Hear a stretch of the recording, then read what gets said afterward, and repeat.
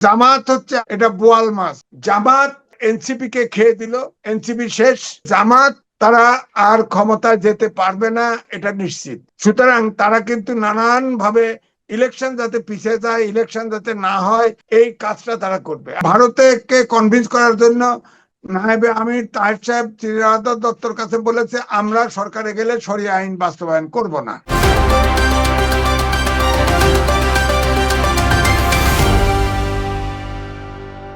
আসসালামু আলাইকুম, সুপ্রিয় দর্শক, স্বাগত জানাচ্ছি যে কথা জানতে চান অনুষ্ঠানে। আমি মোস্তফা ফিরোজ এবং আমার অপর প্রান্তে যুক্ত আছেন এম এ আজিজ, তিনি সিনিয়র সাংবাদিক।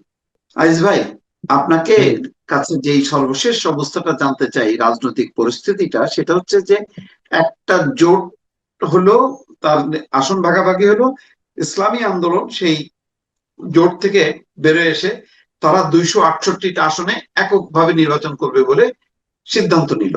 এই যে জোট থেকে সরে আসলো, ওই যে সব ইসলামী ভোট এক বাক্সে আনার সেই বিষয়টা, সেটা যে থাকলো, এই আসন ভাগাভাগি বা ঐক্য, এটাকে আপনি কিভাবে বর্ণনা করবেন? ধন্যবাদ আপনাকে, দর্শক শ্রোতাকে। দেখেন, এটা কিন্তু আপনার ভোটের জোট ছিল, অর্থাৎ সবগুলো দল, 11টি দল একসাথে হচ্ছিল, তারা এক বাক্সে সব ভোট দিবে, ইসলামিক দলগুলো একসাথে ভোট করবে। কিন্তু বিষয়টা হচ্ছে যে ইসলামিক আন্দোলন বাংলাদেশ, এই দলটি কখনোই জামাতকে কিন্তু ইসলামিক দল মনে করে না। তাদের যে ইসলামিক, যে তারা জামাতকে প্রকৃত ইসলামিক দল মনে করে না। এই জন্য তারা ভারতের শ্রী রাধা দত্তকে জামাতের নায়েবে আমির বলেছিল যে আমরা ক্ষমতা সরকার গঠন করলে আমরা শরিয়া আইন বাস্তবায়ন করব না। যার ফলে আপনি খেয়াল করে দেখেন, তারা হিন্দু প্রার্থী করেছে, নারী প্রার্থী অবশ্য দেয় নাই। এরপরে পূজা রোজা, একই বৃত্তে দুটি ফুল, এরপরে চন্দ্র থেমে যায় তাদের দেখলে, দাঁড়িপাল্লায় ভোট দিলে ব্যস্ত পাওয়া যাবে, এরকম সবকিছু বলছে, যেটা ইসলামিক আন্দোলন তাদের সাথে, এটা তাদের তরিকা মতো এটা যায় না। সুতরাং একটি পর্যায়ে আসলে ভিতরে এই দ্বন্দ্বটাই কাজ করেছে, যদিও একসাথে হতে চেয়েছে। কিন্তু আমরা যেটা জেনেছি যে তাদের দাবি ছিল, প্রথম দিকে তো 150 আসন, অর্ধেকই চাইছে, পরে হয়তো 50টা বা 60টা আসন দিলে হয়তো তারা রাজি হতে পারতো, কিন্তু তারা তাদেরকে 47টা আসন অফার করেছে।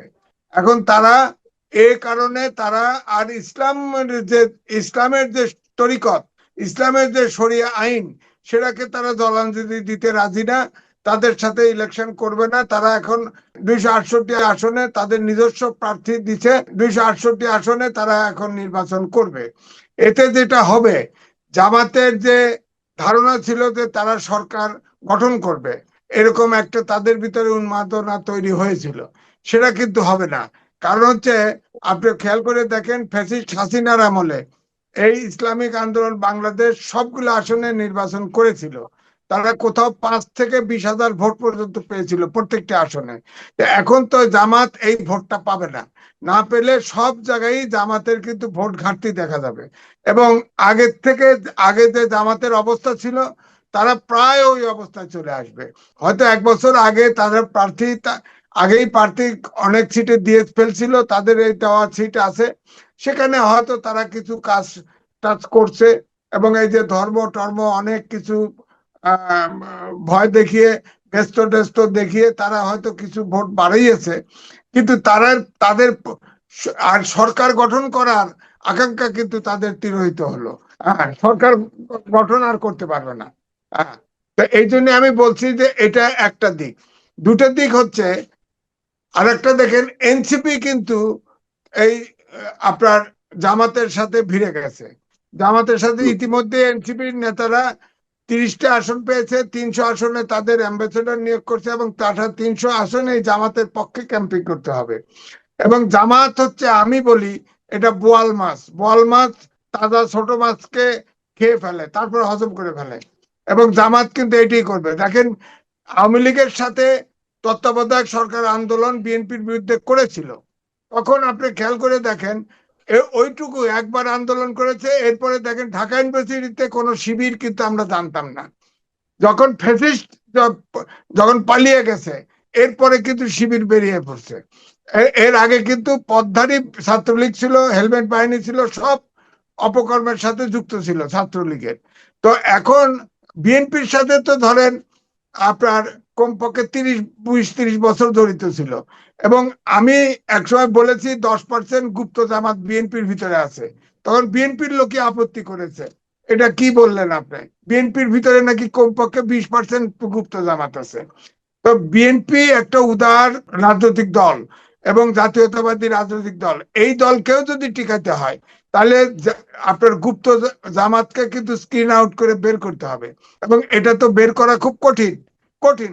তারপর যতটা সম্ভব করতে হবে, দুটো পথ বেছে নিতে পারে, যে এটা শহীদ প্রেসিডেন্ট জিয়াউর রহমান বিএনপি আপনার গঠন করেছিল, সেখানে মুক্তিযোদ্ধারা কোনোদিন রাজাকারের ভাষায় গুপ্ত হবে না, তাদেরকে প্রায়োরিটি দিতে পারে।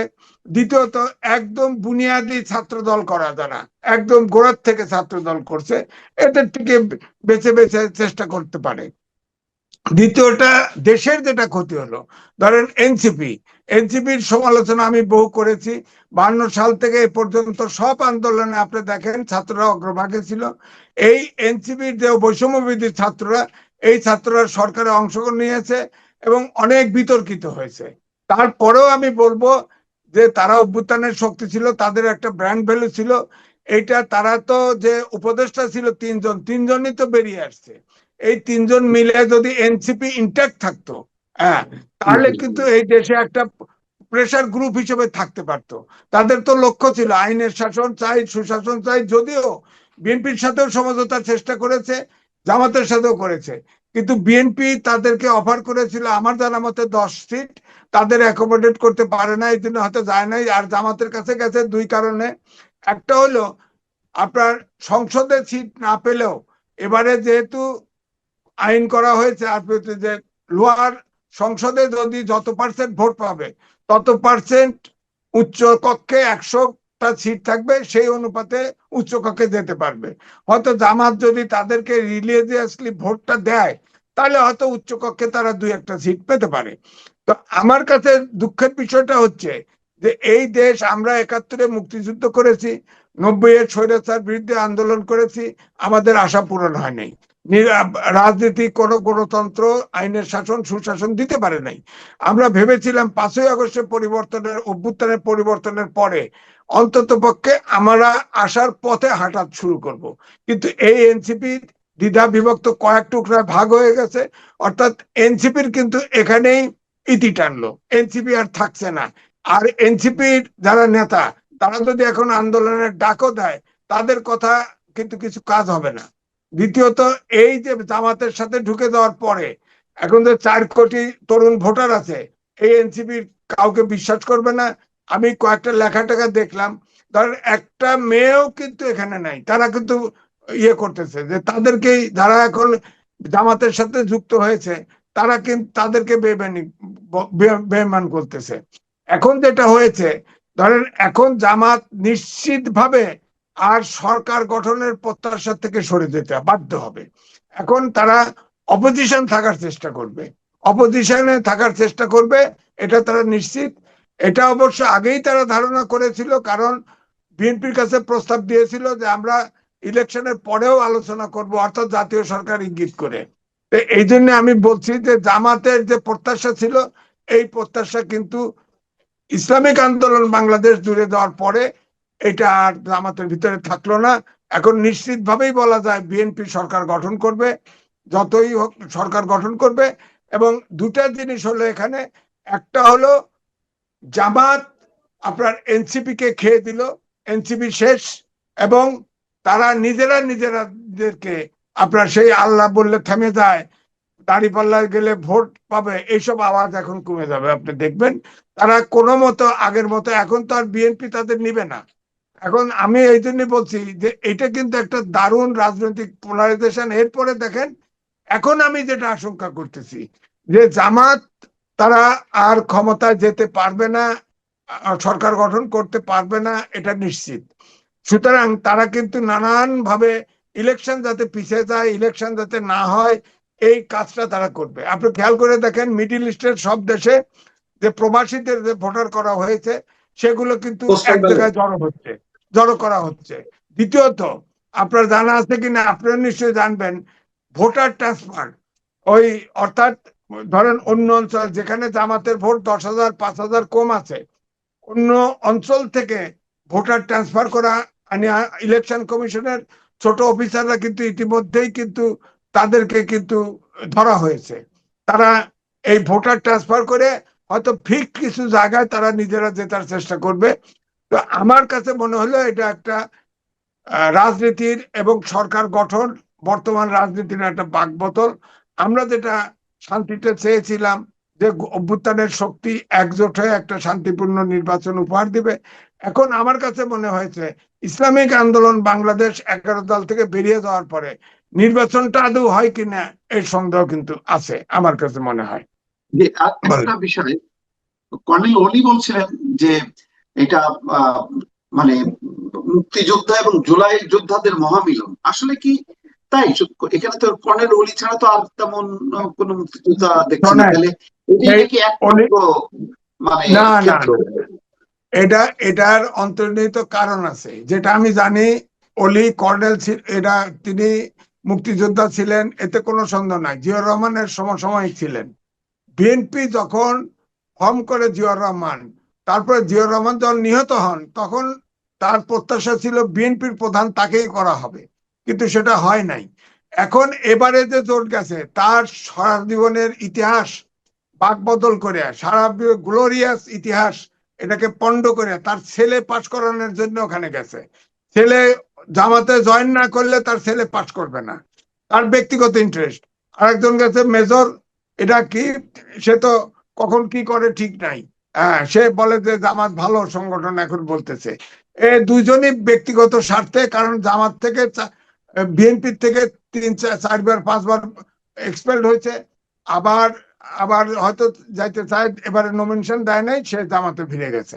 সুতরাং এগুলো আর মুক্তিযোদ্ধার চেতনার মধ্যে নাই, ব্যক্তি স্বার্থের ব্যক্তি ইন্টারেস্টে জায়গায় চলে গেছে চিন্তাটা। অলি তার ছেলেকে এমপি বানানো, হ্যাঁ মাকসুদ আফতাবুজ্জামান, তাকে যেহেতু বিএনপি পাগলামি করে, বিএনপি 4 5বার এক্সপেল করছে, এবার নমিনেশন দেয় নাই, সে এমপি হতে গেছে। এই তো তার এই দুইজনই, সুতরাং এরা মুক্তিযুদ্ধের চেতনায় নাই আর। একটা বিষয় আসছে যে আসল ভাগাভাগি নাকি আসলে ওই ইসলামী আন্দোলন তারা শরিয়া আইন প্রতিষ্ঠা করতে চায়, ইসলামী দলগুলো নাকি সেটাই আদর্শ হওয়া উচিত। কিন্তু ইসলামী আন্দোলন বলতেছে জামাত ইসলাম সেই ধারা থেকে বের হয়ে গেছে, তারা এই বর্তমান রাষ্ট্র কাঠামো, সেই রাষ্ট্র কাঠামোকেই তারা টিকায় থাকতে চায়। সেই কারণেই তার হ্যাঁ, প্রশ্ন, তাহলে জামাত ইসলামকে নিয়ে কেন ঐক্য হবে? ইসলামিক আন্দোলন বাংলাদেশ পুরোপুরি একদম ইসলামিক শরিয়া ভিত্তিক, কোরআন এবং সুন্নাহ ভিত্তিক চলতে চায়, সরকার ব্যবস্থা চায়, এখানে কোনো ছাড় দিতে চায় না। কিন্তু জামাত সরকারে যাওয়ার জন্য আপনি দেখেন নানাভাবে আওয়ামী লীগের দিকে ভোট নেওয়া, পূজা অনুষ্ঠান হরে রাম করা, আপনার হিন্দুকে নমিনেশন দেওয়া, সবকিছুই তারা করেছে। এবং ভারতকে কনভিন্স করার জন্য নায়েবে আমির তাহের সাহেব চিরায়ত দত্তর কাছে বলেছে আমরা সরকারে গেলে শরিয়া আইন বাস্তবায়ন করব না। অর্থাৎ জামাতকে আগে যেটা বলা হয়েছিল সেখান থেকে তারা কিন্তু তাদের অবস্থান পরিষ্কার করে নাই। তারা যে ইসলামিক আন্দোলন বাংলাদেশের বাইরে গণতান্ত্রিক যে রাজনৈতিক দল করবে সেটাও কিন্তু পরিষ্কার করে নাই। খালি চতুর্মুখী ভাবে কিভাবে পশ্চিমাদের কাছে তারা গ্রহণযোগ্য হবে, ভারতের কাছে কেমন করে গ্রহণযোগ্য হবে, এই দিকে তারা ঝুঁকে পড়ছে বেশি। যার ফলে দেখেন পূজার সময় দেখেন পূজা এবং রোজা একই বৃত্তে দুটি ফুল, নানান কথা বলছে। দাঁড়িপাল্লায় ভোট দিলে ব্যস্ত পাওয়া যাবে।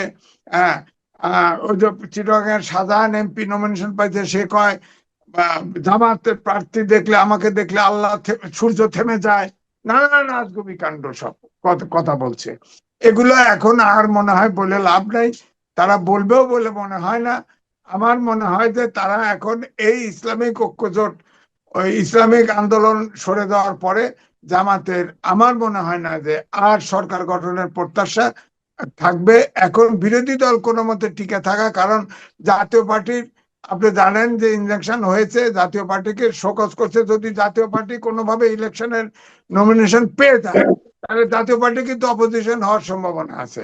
সুতরাং আমাদেরকে অপেক্ষা করতে হবে যে জাতীয় পার্টিকে 25 তারিখ পর্যন্ত সময় দিছে না, তারা যে বিভিন্ন কনসার্ন ডিপার্টমেন্টে যে চিঠি পাঠাইছে কোর্ট, এই কোর্ট 25 তারিখে জমা হলে জাতীয় পার্টির তো নমিনেশন ভ্যালিড হয়ে আছে অনেকগুলা।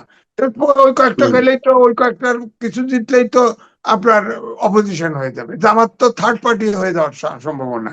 এখন তাদের ঘরে এখন দুশ্চিন্তা ছাড়া আর কিছু দেখতে পাচ্ছি না আমি। আর মাঝখানে আমরা নাগরিক হিসাবে আপনার আমার দুশ্চিন্তা হচ্ছে আমাদের এনসিপিটা শেষ হয়ে গেল, এনসিপি ইতি হয়ে গেল। এই এনসিপিটা থাকা উচিত ছিল এই দেশে একটা। আমরা বলতাম তো স্বাধীনতার পর থেকে 54 বছর আমরা স্বাধীনতা যুদ্ধও করেছি, যে কারণে 90-এর আন্দোলনও করেছি একই কারণে। আবার আমি কিন্তু এই 5ই আগস্টে জুলাই যে অভ্যুত্থান হয়েছে সেটাও কিন্তু সেই প্রত্যাশায়, অর্থাৎ গণতন্ত্র, আইনের শাসন, সুশাসন, বৈষম্যহীন সমাজ চাই। তো সেটার জন্যই কিন্তু আমরা আশা করেছিলাম যে, ধরেন আমি ওই ছাত্রদের বহুত সমালোচনা করছি, আমি সত্যি বলছি, তারা যদি থাকতো জীবিত, তারা যদি এই এনসিপিতে দাঁড়িয়ে থাকতো, আমি কিন্তু অবশ্যই তাদের পক্ষে কথা বলতাম। তারা যদি এই বিতর্ক থেকে বেরিয়ে আসতে পারতো এবং তারা যদি আলাদাভাবে থাকতো, কিন্তু তা থাকলো না।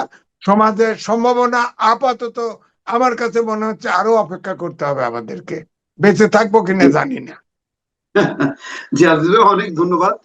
দর্শক শুনছিলেন এম এ আজিজ, সিনিয়র সাংবাদিক, তার বিশ্লেষণ। নিশ্চয়ই আমরা সমসাময়িক বিষয় নিয়ে আগামীতে আবারও এই সাংবাদিক এম এ আজিজের মুখোমুখি হব। আজ এই পর্যন্তই।